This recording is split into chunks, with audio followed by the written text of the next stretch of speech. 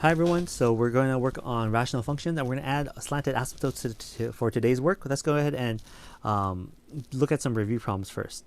So we have f of x is equal to x squared minus 2x minus 3 divided by, let's see, x squared plus 3x plus 2. Okay, so we have a function here and we're asked to look for characteristics about this graph. We could do the algebra 1 approach and start plugging random numbers in, but that would be a dumb thing to do. And what I mean by that is we would plug in like 10, 20 numbers, and you're going to need a calculator to plug in those numbers. And the point is for us to not do that. And especially if we tried doing that, we would miss some special characteristics about this problem. So instead, let's go through our numbers. We normally go through one, look for vertical asymptotes. Let's look for those first.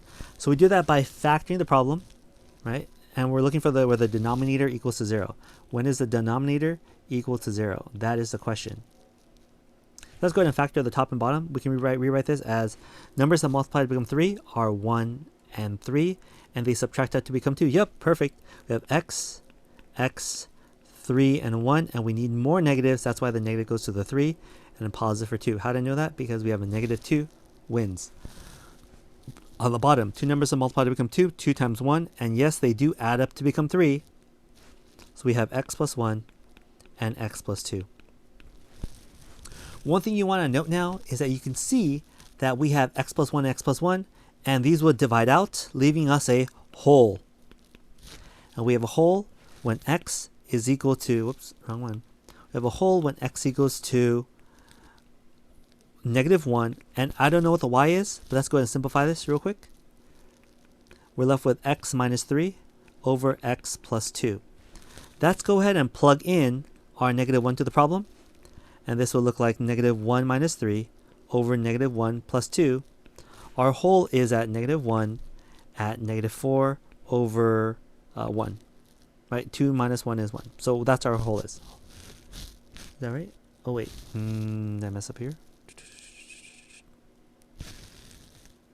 -1, -1.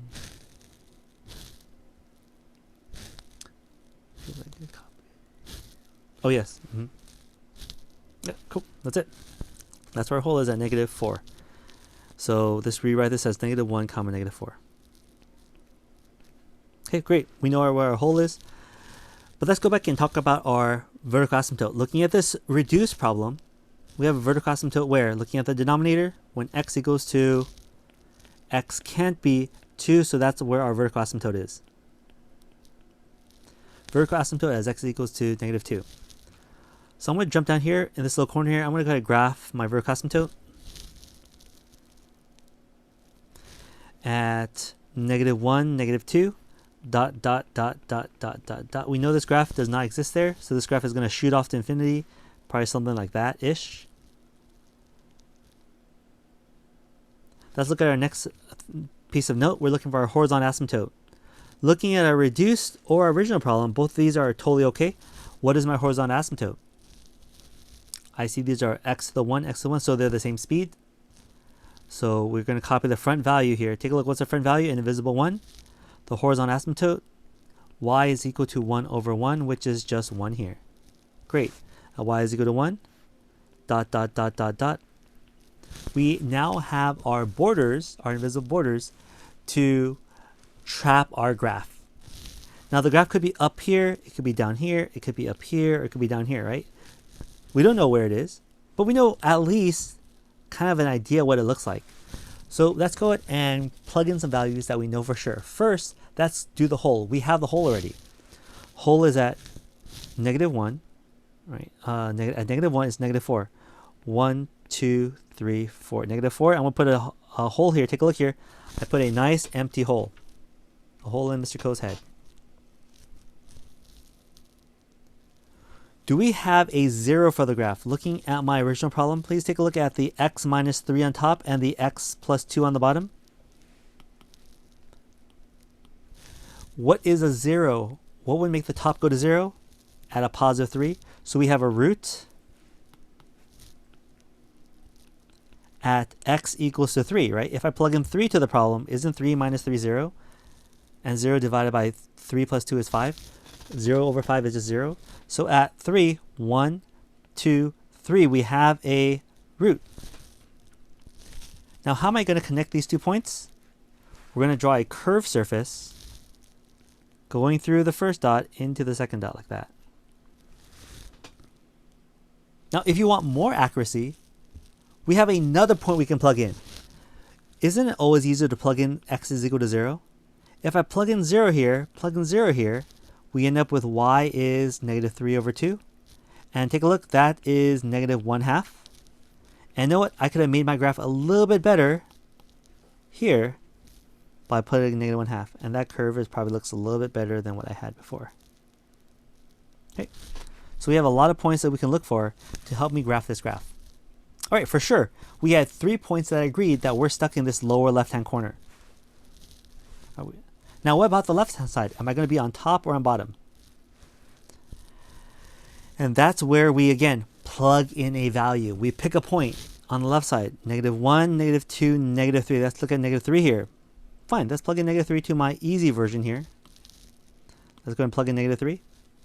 So I'm running out of space. I'm right on my left. Negative 3 minus 3 over negative 3 plus 2 is negative 6 over negative 1, which is positive 6. Hey, great. At negative 3, we are positive 6. Isn't positive 6 way up here? So for sure now I know we are going to be some graph up here on top. Okay, we're going to run into the horizontal asymptote, the vertical asymptote, and we're going to be bounded by the horizontal asymptote. So those are all the characteristics we've been looking at so far. We looked at vertical asymptotes, horizontal asymptotes, and we also looked at holes. We looked at y-intercepts, x-intercepts. So all these terms are something that we've been working on for the last 3 months. Maybe more like 2 months. Now today, let's go back and examine our horizontal asymptote rule. The horizontal asymptote rule said that, let me give you an example, a rational function is, darn it, r of x. A rational function would be something like some numerator on top over some denominator.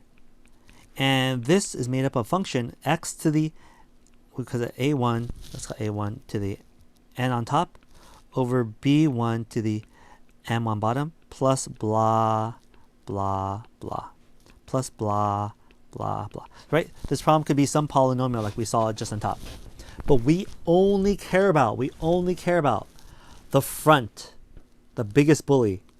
If it's not the front, we care about the biggest bully, okay? That's my biggest bully here. We came up with 3 rules that we talked about before. If m is greater, rule number 1, if m is greater than n, if the bottom is bigger, example, if I write x squared over x cubed plus blah, blah, blah, okay? Plus blah, blah, blah. We only care about the front exponent. Take a look here, that's 3, right? That's bigger on the bottom. And we said the horizontal asymptote, y is equal to 0. Eventually the graph will have to go to 0. Now why would the graph eventually have to go to 0? And it comes from basic logic here. If I said x squared over x cubed, who is going to give me a bigger number if I plug in a large number? If I plug in 10, 100, 1,000, isn't the bottom always going to be bigger? And what happens is when you divide a small number from a large number, you end up with a decimal, right? 1 over 2, 1 over 3, 1 over 10, 1 over 1,000. Isn't this a decimal number? And this decimal keeps getting smaller to become 0. So eventually, no matter how far we go, we get stuck at 0. No matter how rich you are, we all end up at the same place in the end.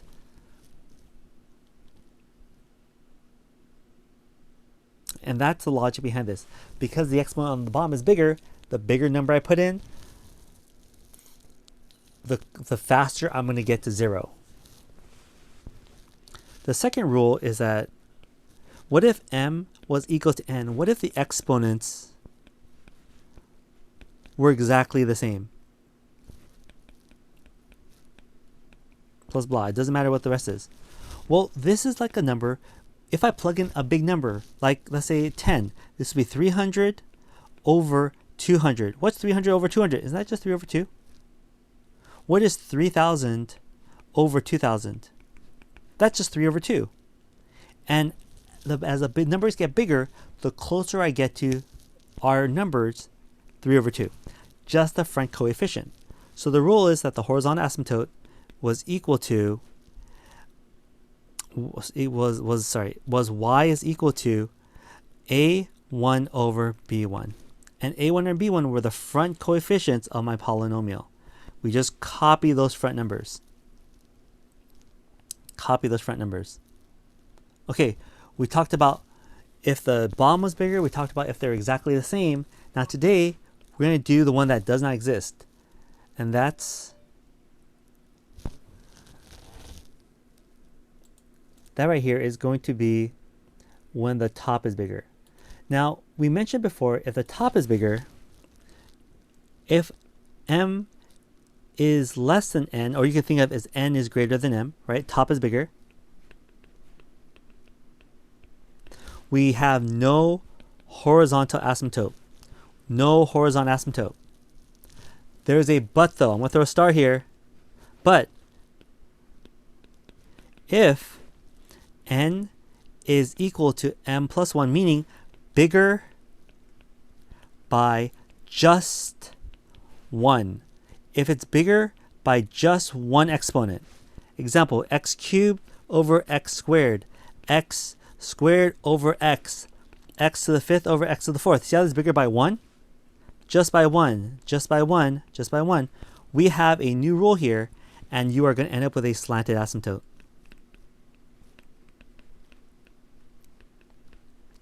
Now, why do we even care about slanted asymptote?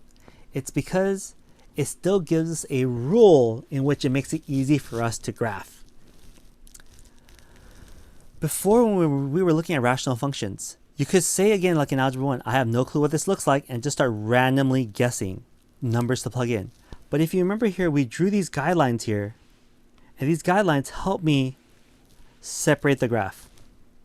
We found some key points that made this graph even easier to graph. And these characteristics allow us to either guess the right graph or at least come up with our own graphs that is good enough with the amount of work that we're putting in. Now, what does a slanted asymptote look like? In general, this is what it looks like. It looks like a graph, like we normally have, right?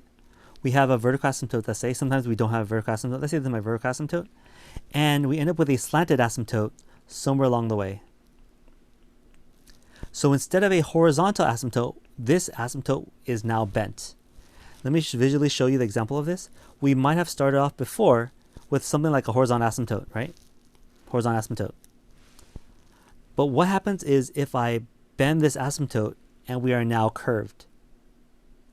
Now I want you to see something visually that's going to happen. Let's say we had a horizontal asymptote that looked like this right here.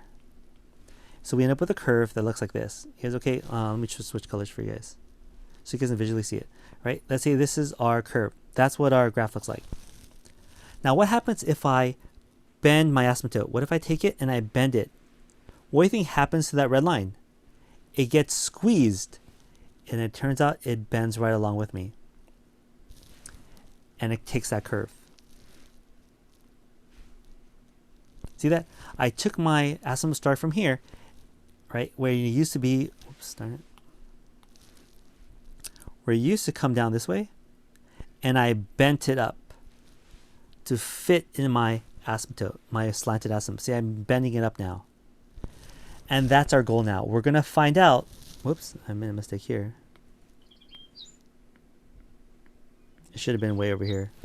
So right, we started off this way at my asymptote. And then we're going to bend it up this way to follow my line now. Take it and we're going to bend it. Take it and we're going to bend it this way, moving it up. Okay. And that's the idea of the slanted asymptote. Let me go ahead and give you guys an example so you guys can see what's going on. And then we'll talk about why is this even true? Why is this even possible? Okay, here's our first example. If I give you f of x is equal to x squared plus x minus 12 over 4x plus 8. Okay, so a couple things I want to make sure. Is this factorable or not? Sure, let's look if it's factorable. This is factorable to become x 3 times 4 is 12, and 3 minus 4 is 1. Yep. X, 3, and 4. We need more positives than negatives. And on bottom, I'm going to factor it. It's going to be x plus 4.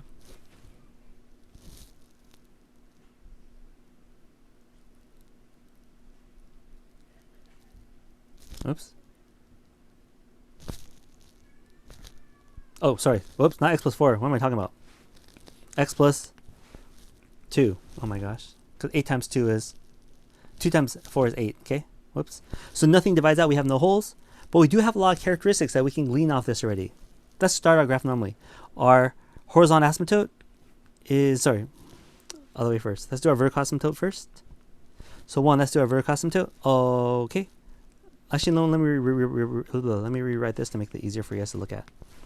This is x minus 3, x minus plus 4, over 4 times x plus 2. All right. So let's graph what we can from before. We have a vertical asymptote. What's a vertical asymptote here? We have x equals to negative 2. Easy peasy. Okay. 2. Horizontal asymptotes. Do we have any horizontal asymptotes here? If the top is bigger, no horizontal asymptotes. Is the top bigger by exactly 1? Yes. So let's learn how we find what this slanted asymptote is. To find a slanted asymptote,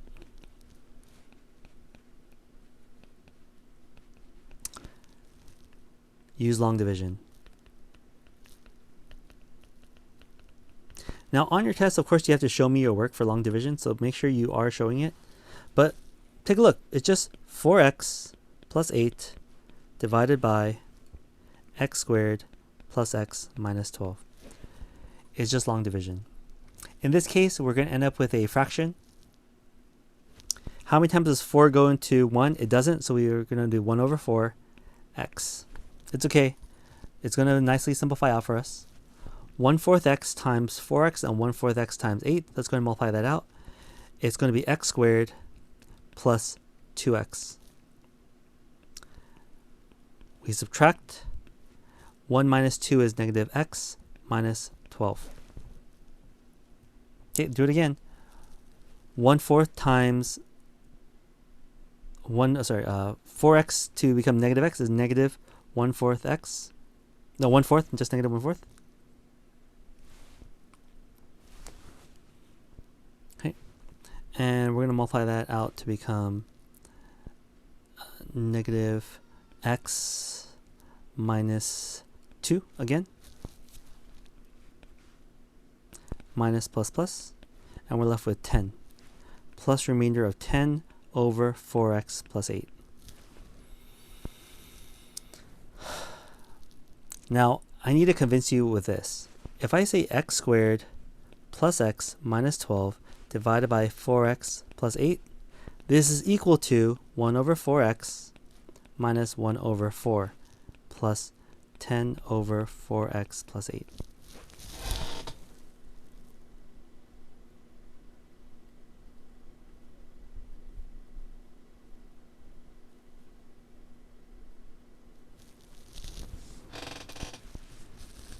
Okay. All right. So what does this mean for our graph? It means that we have a slanted asymptote. And here's what your slanted asymptote is. It's the equation in the front. We ignore the remainder. Ignore the remainder. And let me talk about why. Why do we ignore the remainder?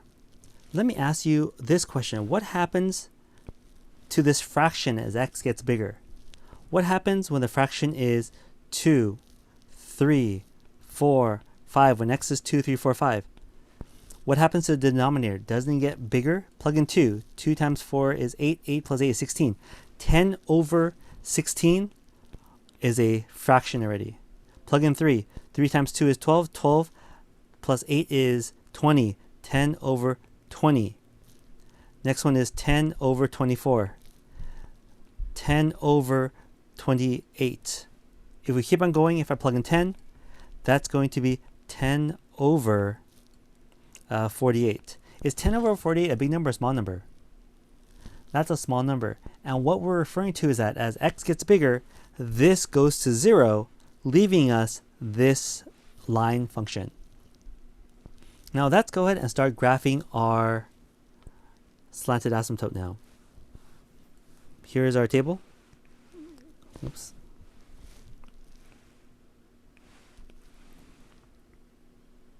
Okay, we're going to graph some characteristics. We said we had a vertical asymptote at -2. Let's go to -2. -1, -2, dot, dot, dot, dot, dot, dot, dot. Okay, -2. Easy peasy. We do not have a horizontal asymptote. We do have a slanted, and we're just going to graph this line. Graph this line. And -1/4. You guys go -1/4 is kind of like right here. And the slope is rise over run. 1, 2, 3, 4. This is my slanted asymptote right here. Now let me use a ruler here.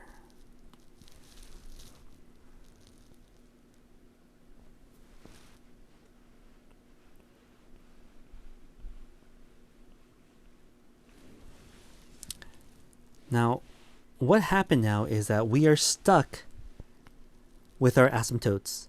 The graph could be up here. It could be down here. Do you see I'm following the line? I'm following the line. This could be down here. I'm following the line, or it could be down here. I'm following the line. This is where we eventually have to end up. We have to end up following these lines, because as x gets bigger, this goes away, leaving us just the line. Will we ever touch the line? Nope. It's because we'll still have some type of change, some type of decimal, like $10.01, $10.02, $10.03, right? But we don't have to worry about it. We just say $10. Now, how do I figure out where do we graph these lines? Well, let's use the rest of the graph to figure out our special points. Let's go back up to our top fraction. Let me rewrite the fraction for you. We have the fraction as x minus 3, x plus 4 over 4, x minus 2. That's what we reduce this to, right? Okay. Now I'm going to ask you guys, again, some characteristics. On the bottom, vertical asymptote, 2, right? That doesn't work. What is a hole? Do we have any holes here? Nothing cancels out. We do not have any holes. What y-intercepts do we have? What x-intercepts do we have? When do these go to 0? What numbers go to make this go to 0? We have a 0 at -4 and +3. So at 1, 2, 3, here we go. Where's 1, 2, 3? So at 1, 2, 3, take a look here. That's 1 point. Is that above or below my slanted asymptote, folks? Is that above or below? Take a look at that dot, above or below. Our next one is at, we said -4, -1, 2, 3, 4, -4. We have a root. I'm going to put a dot there. So here's what we automatically have. Let's do one more. Let's make this all go to 0. Always the easy one is plug in 0. Plug in 0, 0, 0 here. If I plug in 0, we end up with the number -3 times 4 over 4 times -2. -12 over -8. This is divide by 4. It's 3 over 2. Positive 3 over 2. Oh, sorry.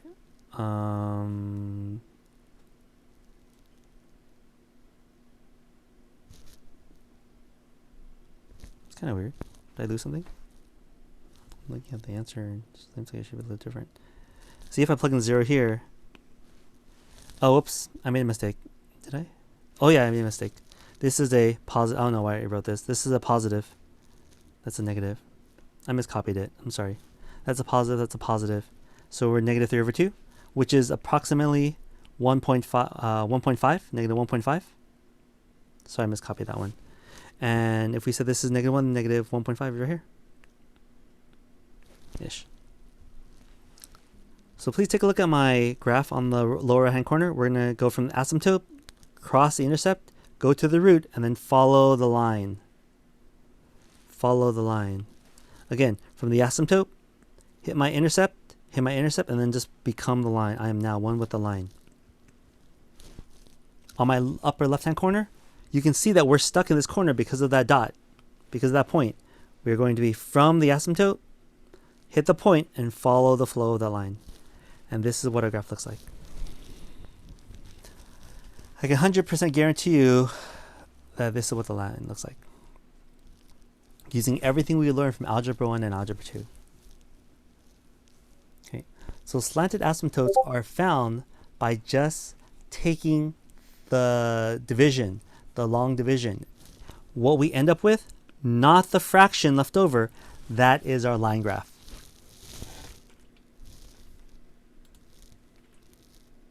Okay, let's do one more of these, okay? Ready?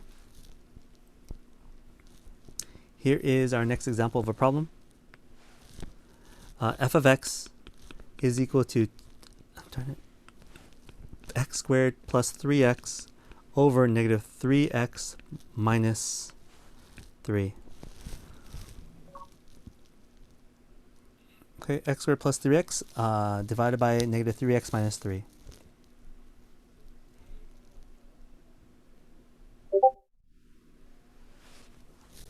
All right, so I'm going to ask you guys some questions here. For instance, to graph, we're going to look for our vertical asymptotes, horizontal asymptotes, x-intercepts, y-intercepts, and in this case, this is going to be a slanted asymptote. And also, in case we might have any holes here, we'll find out if we have any holes when we're looking at vertical asymptotes. Okay. So we have these characteristics, 1, 2, 3, 4, 5, 6 possible.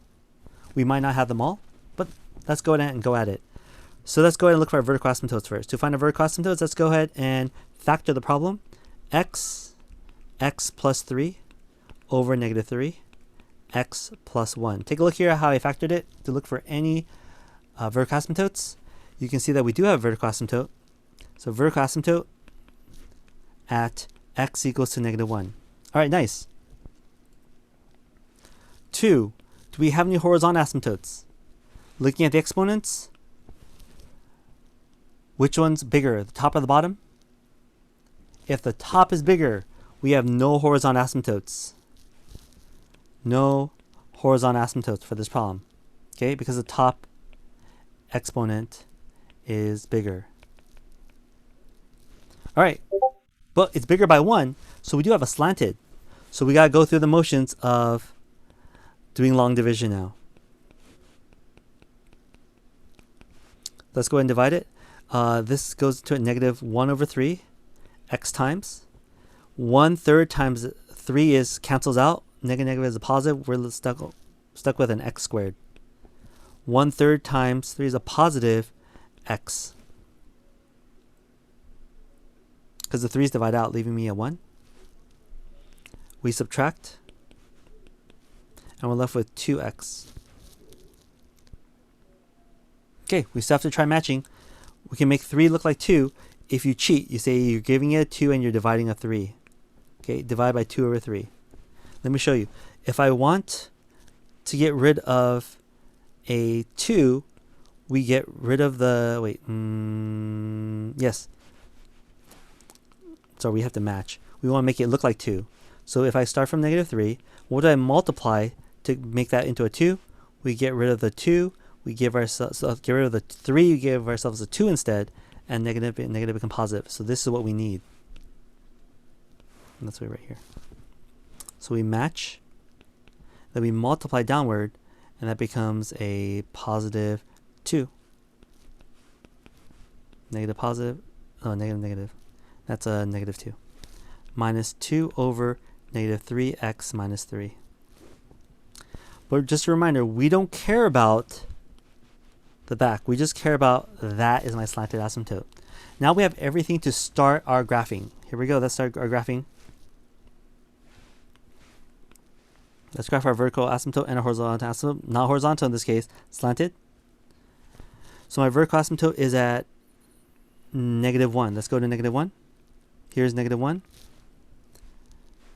Dot. Okay, negative 1. we have a slanted asymptote. Let's graph this line here. This line is the line that we're worried about. So at negative, let's say this is -1. At 2/3 is right here. And we want to go down 1 over 1, 2, 3. Something like that. Let me get my ruler out.